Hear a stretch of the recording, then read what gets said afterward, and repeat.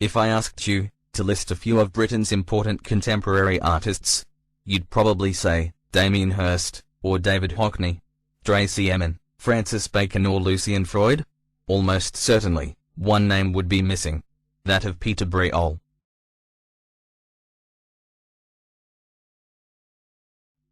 Throughout the 1950s, 60s, right up until his death, Briol was a leading light, some would say the leading light, among the avant-garde of the London, Paris and New York art scenes.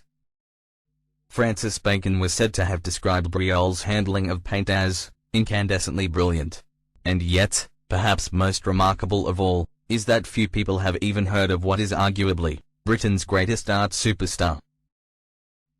In 2004, a devastating fire at an East London warehouse destroyed virtually all of Briol's work.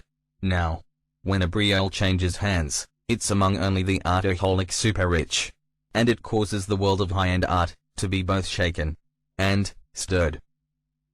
Using archive material, and with help from Briol's former friends and acquaintances, this documentary attempts to follow the trail of what is surely one of Britain's most astonishing, eccentric and mysterious artists.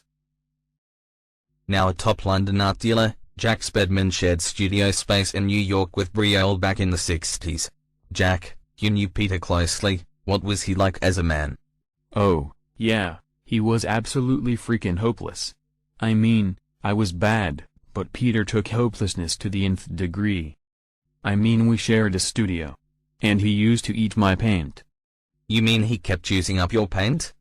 I mean, he actually freaking ate it. He brushed his freaking teeth with it. He was crazy. You know that dazzling smile he used to give everyone? Sure. It's hard to forget it? Yeah, right. Well, that was Kremnitz white. Really? But it's poisonous, isn't it? I'm telling you, he was crazy. So we had this place over in Greenwich. You know? Before the rent went through the roof. A disused dog food factory? Like in the ass end of nowhere? Near the river? And Peter lands this commission. Peach. An absolute beaut. And so, you know, I said, hey Peter, what you gonna do about it, man? And he thinks, and I look at him, you know? 'Cause he's there. And he says, a pie. I'm gonna make a goddamn pie. You mean his 3D installation piece? No, I mean, he goes through to the stove. He makes this pie. Eats it. And then falls asleep in a chair. He was a loser, and freaking greedy too. But a genius. Next day, he starts in. Sawing, bending, welding, grinding, screwing, filing, carving, chiseling, beveling, boring, riveting, rasping, hot gluing, folding, holding, molding, cold forming, casting, shot blasting, spraying. Peter, you're gonna kill yourself, I say. Jack, he says. What? I say. Go fuck yourself. He could be very rude. It was one of his major pieces, I understand? He put everything into it? That's an understatement. His heart, his soul, the whole goddamn content of the studio. When he had that creative devil on his tail, it was like his ass was on fire. And boy, you'd better watch out. 'Cause you'd get swept up. He'd start slow, a little aluminum here, a little marine ply there. But then, the momentum would build. Glass, plastic, wax, leather, enamel, resin, silk, plaster of Paris, plaster of nowhere in particular, laminate, piano wire, cork, tar, porcelain, string, felt, lard, cherry wood, fiberglass, chromium, vanadium, titanium, PVA, PVC, PTFE, and just plain P. It's freaking A. About 30 meters across, and 3 meters high. A beautiful job. Wow. But with Peter, everything had to be just perfect. He goes out back, and fills it from one of the tanks. Dog gravy. Dog's gravy? I haven't heard of this before. Yeah, well, it's like leftover from the production line. Totally rancid, but we'd been eking it out, you know? So then he calls Marty Krenchberger from the New York Times. You know? Krench, the critic? And Krench comes over to take a look. That must have been a momentous occasion. Momentous, yeah right. But like, scary too? I mean, you gotta remember, people didn't always get Peter's work. And he was afraid they wouldn't get the pie piece, either. So, how did he take it? Crinch got so stoned, he went through the crust. It nearly killed him. He looked like something from the Black Lagoon. When he finally hauled his ass back to the office, you could hear the dogs all the way down West 15th. It was an absolute coup. When it did come, Briol's rise through the ranks of the art world was nothing less than meteoric. But he hadn't always enjoyed success. Briol spent many of his formative years in complete obscurity in the northern industrial town of Stoke-on-Trent, before finally making his big break to the capital. Clary Cooper was a young student at the Royal College of Art when Briol turned up on the London scene and became a close friend. Clary, I understand Peter took quite a while to find his feet? He did. It was a complete shock to him. He'd come from the potteries and fallen to earth in London. I mean, he didn't have a pot to piss in. No one knew why he was there. As far as I can remember, he wasn't actually even a student. But I understand he turned up to classes? How did that go down? Well, some of the others were quite beastly. They'd break his pencils and hide his sharpener. And once, one of the lecturers called a security guard and had Peter forcibly evicted onto the pavement. Goodness me. Isn't that a bit heavy-handed for an art college? Well, yes, but it does have a royal charter, and Peter was a bit of an oik. Okay. And then I guess they recognized his talent, right? On the contrary. No. He just seemed like any other talentless northerner. He was a nuisance and we just mostly shooed him away. Gotcha. Like that, you see? Okay. So, when did the breakthrough come? A few of us were sharing a flat on the Fulham Palace Road, and, well, I suppose we started to pity Peter? Anyway, we let him have the use of the coal cellar. After all, it was dreadful, and not being used. I think he resented it, because Peter insisted on traipsing around Kensington and Chelsea, in his socks, and wearing them threadbare, driving us all bonkers, with his bohemian tramp act. Anyway, the college set us a project for the Easter break. Paul's conversion on the road to Damascus. When I went to check my mark, I was surprised to find an angry, and somewhat puzzled, crowd gathered around the notice board. Then to my horror, I saw it too. Peter's ghastly tattered sock, hanging there. Beside it, was the rector's rosette, for first prize. The tutors said it was the first truly original piece of work they'd seen by a student, for a long time. And all because one of our flatmates had hung it there as a joke. It was simply beastly. So that was an example of the serendipity we were to see so often in the artist, simply being in the right place, at the right time. But he still had a fight on his hands, didn't he? They were all over him, and I think they gave him a chance to enroll as a student, but within days he was back on the outside looking in. That's how it always was with Peter. They say you can lead a horse to water. Right. But if you'll forgive me, getting him to drink wasn't really that difficult, was it? Quite honestly, he was an absolute piss artist. When he was on a spree, he'd go limping around all the pubs in South Kensington at a dreadful rate, raising merry hell. The bunch of grapes, the Admiral Cod, the Crown, the Hoop and Anglesey, the Hourglass. And Zetland Arms? Of course, not the Zetland. It was awful to see him. So destructive. So desolate. His socks, worn threadbare.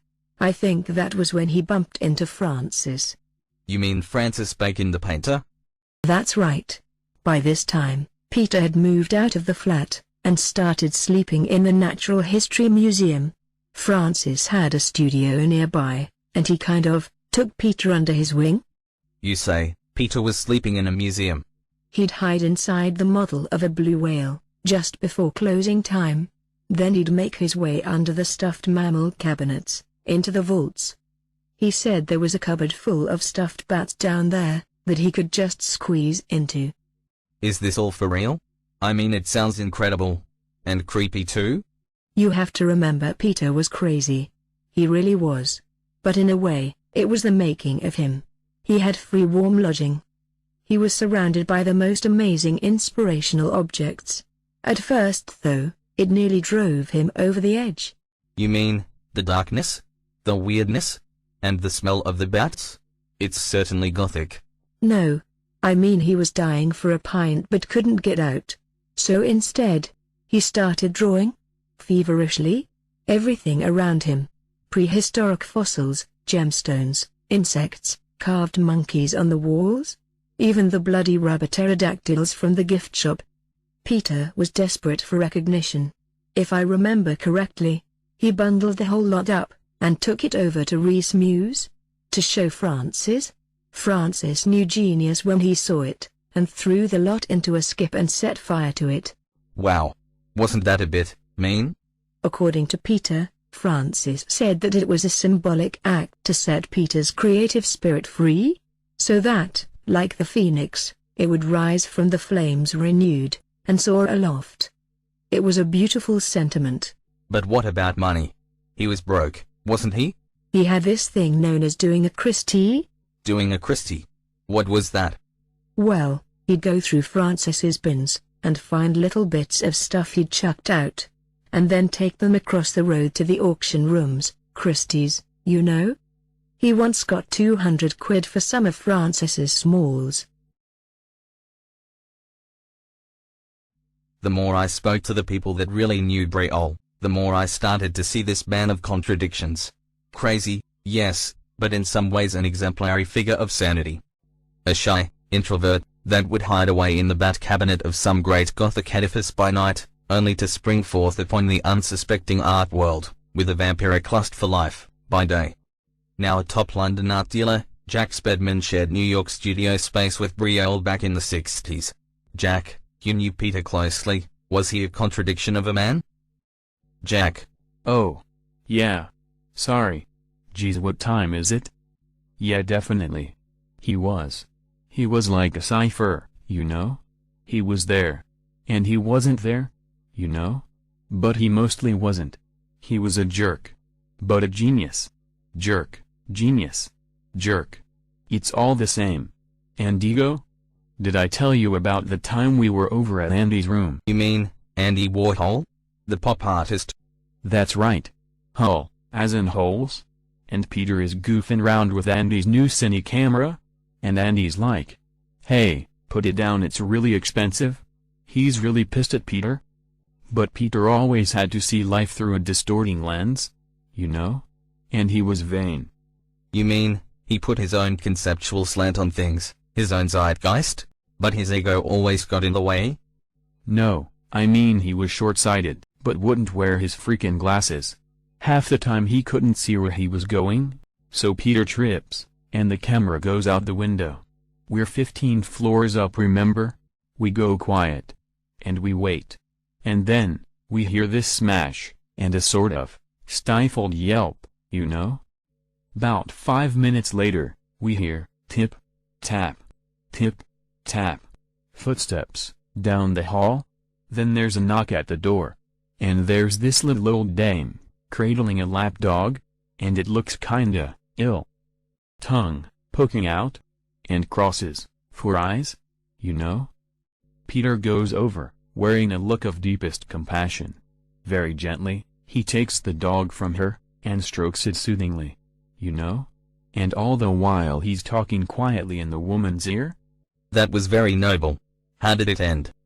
Well, seems she'd picked up some taekwondo, out in Korea. Put it this way.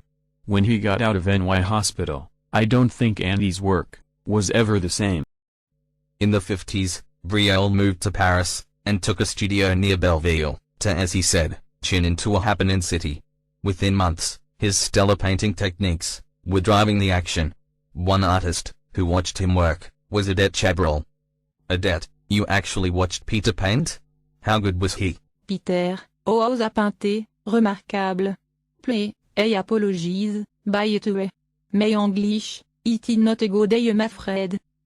Technique was astounding. No worries. People just have to get used to us. Okay, so now, Odette, you've got a brush there and some paint, and you're going to demonstrate something Peter used to do, just so we can see? Sûr? But please, don't expect a masterpiece. It was just something. Peter used to do with the brush. Et a que bigon, en plenty of paint. Antenne just a little flick, like ta, you know? Flick, liqueta. En flic, again. Flic. Flic. A debt. Flic. Flic. A debt? Flic. Oh no. Merde. What have I done to your shirt? It's fine. Don't worry about it. En vermilion red, te very bright test, please let me clean it for you. Don't worry, it's okay. I insist, if you leave it it will stain. A easy clot with turpentine. Just a little wipe, like so. Zot alors. Toragas French ultramarine. Don't worry a debt, it's just paint, and I never liked the shirt anyway. Shall we carry on? What about the sponge? You were going to show us that. De sponge? Oui. Peter had a big sponge. If I was working on a big canvas. Sometimes, I would dip the sponge into a bucket of pay, liquety. Then, I would sweep it across. Liquety. Sweep a swoosh. Oh no. The sponge. It slipped from my hand. Cripes. I am so sorry, please let me clean it for you. No. No, it's okay. It's just my tie, I'll take it off. You had a third technique of Peter's to show us? Can we see that one please? Oui. Ok. Sûr. I apologize again. No problem. Well, Peter, I had a big bucket, you know? You mean, bigger than the one you have there? A little bigger maybe. But no much. And when I wanted to get a lot of pain onto the canvas, very quick.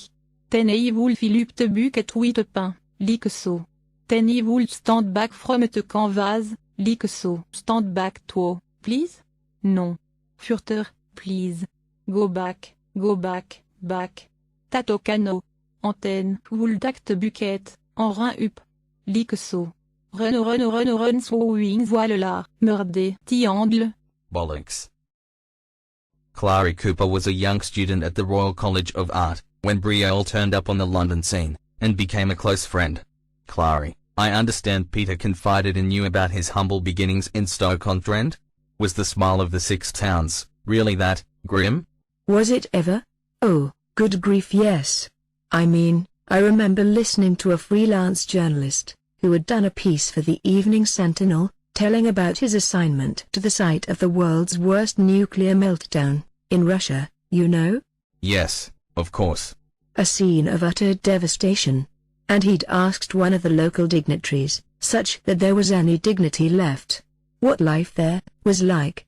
And the man told him frankly, that it was a living hell, beyond all imaginings, orphaned children homeless, the elderly and infirm left to fend for themselves, corpses left in the streets, the plight of the desperate, at times so severe, that they'd resorted to cannibalism. That's just dreadful.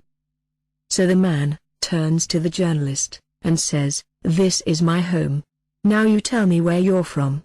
And the journalist tells him, "England, Stoke-on-Trent." And the man sucks his teeth and says, "'Struth, not that shithole." Okay. So, do you think Peter's humble origins shaped him as an artist? Don't get me wrong, Peter was very proud of his roots, and never forgot them. He was like the stick of rock, with potteries written through and through. But if he was a product of that place, I'd say he was more earthenware than bone, china. Stolid. And if he disagreed with you, he wouldn't budge an inch, feet of clay. But he was wily. Slip ran in his veins. So, perfect attributes for surviving the cut and thrust of the international art scene. But he had a long way to go? I understand he came from a very poor family. Oh, he did. His father was an immigrant, and it was a real struggle. In fact, if you go to Burslem, I think you can see a blue English heritage plaque on the disused bottle kiln in which they made their first home. Surrounded by such hardships, it can't have been a very happy childhood for him. I don't think they were unhappy. No. They made their own entertainment. He had fond memories of summer holidays, of watching sump oil drain into little moats they'd make around their mud castles in McGuinness's scrapyard. He said that until he was 12, he'd never even seen the sea. Then finally, they were able to scrape together enough to holiday a bit further afield, where they could just make out the Mersey estuary from the top of Mow Cop. It was perhaps inevitable that from such abject poverty and obscurity in the north, Briol would have to follow the road south, in search of greener pastures.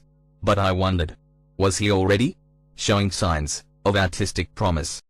We had the remarkable good fortune to stumble across an old recording of Peter Briol's art teacher, talking about his former pupil. We apologize for the quality of the sound on this recording. No, he was a very likeable lad, very personable, but he was always very untidy. I mean, he was like a wild animal. He'd come in here and you can see he hadn't even run a brush through his hair. But he had this unbridled creative talent. Ooh, tremendous creative energy. But he wouldn't rein himself in. He was like a man on fire. Yesterday was not soon enough and all that business. And he had aspirations to go down London. And I said at the time, that lad'll either do something remarkable or, go prison. And he was popular, with the other students, but he was a loner. An outsider. I mean, I partly put that down to his background. He was from immigrant family, and I think other people saw him as different and treated him different. He was well liked, but right from the start he was different. He was an observer, always on the outside, looking in. Same as I describe it, this face peering in at the window. Well, I says to him, Peter, come round the double doors at the main entrance, lad, and come in. So he did. Well, he's got all this stuff, brushes and pasting table and paints and rollers and old rags, and he just chucks the lorry in a heap on the floor, central, right in everyone's road, so as they canna get through. So I says to him, Peter, if you leave that there, lad, you'll have someone over now, get it shifted. Well, there's no telling him, You could, talk till you blew in the face, but he wouldn't listen, that's how he was, Course, and then he'd start in. Well, good grief, you've never seen anything like it. Mess, what? Paint flying up and the rollers going and spattering everywhere. I've had to tell him, Peter, for heaven's sake, lad, rein yourself in. I says to him, you've got to get a bit of discipline. Well, then, he starts all that pushing business. And he pushes me, in the canal. And it's not the first time. Ooh, I was annoyed with him. 3 towels it took. And I says to him, look, Peter, if you start this canal caper when you go down London, lad, they'll be on you like a ton of bricks. I mean, he was very headstrong. Once he got an idea, wild horses wouldn't drag him from it. But he was a creative genius, really, he was. And he did make some beautiful work. But, the mess he'd make. It was only me and a technician, clean up afterwards. And there'd be paint all up the, on the... everywhere, all spattered on the, and I'd say to him, Peter, for heaven's sake, lad, rein yourself in. But he wouldn't listen. That's how he was. He were in a creative, world of his own. And I've give him a roasting. I says to him, never mind London, lad, if it's bright lights you're after. Get a guitar and get yourself up Oak Street. That's where you'll find your dreams, lad. On Oak Street. Forget the capital. On Oak Street. That's where you want to be. Oak Street.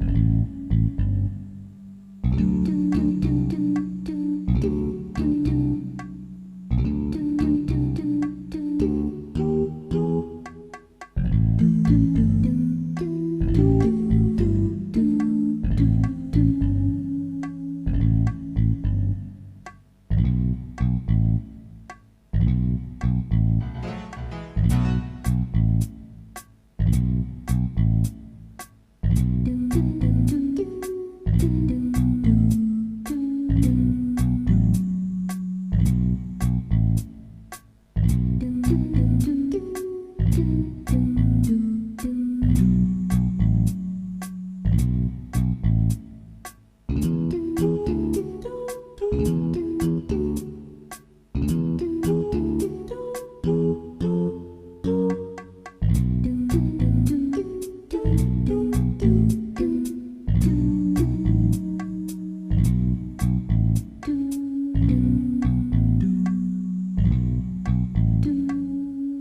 Part 2, Finger of Fortune, the art that rocked and shocked the London scene.